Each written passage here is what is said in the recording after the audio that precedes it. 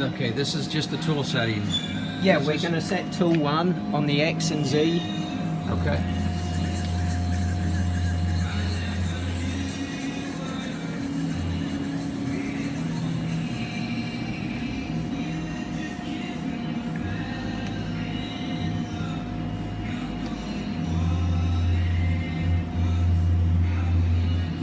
It's set in the X.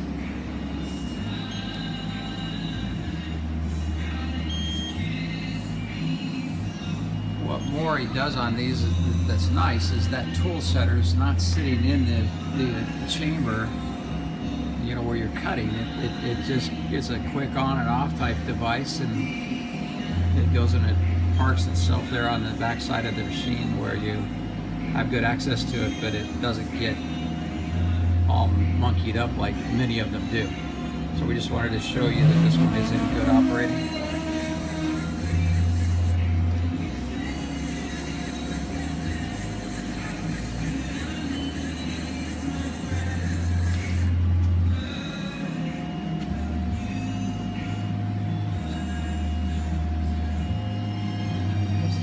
That's pretty much that. So we're taking a video of the 2013-14 DuraTurn. Wanted to give just a quick overview of the shop it's coming out of. This is just a one-man shop with some very nice later model Hercos, the Mori, of course. I just wanted to give you an idea of what kind of a company we're talking about here. Small one man, he takes care of everything, and just nicer equipment. So we're just going to go. I'm probably moving too fast. Sorry about that. We'll come over to the machine. It's running in cycle right now, and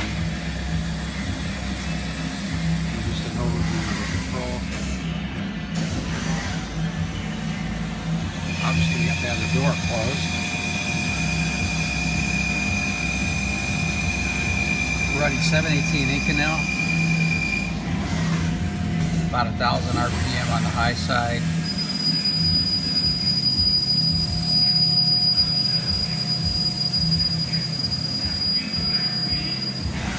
This is the little part we're making here.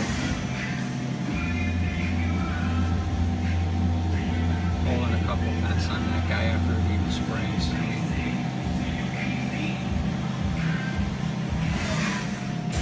So it is the 2013, December 13. It was sold new in 14, Mori DuraTurn.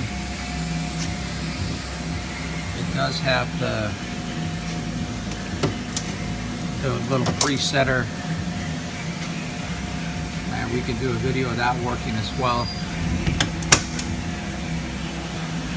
Mori puts a little hand wheel for adjusting your tailstock, so you don't have to manually get in there and try to wrestle it around. You can do it with that. An auxiliary filter on the exterior.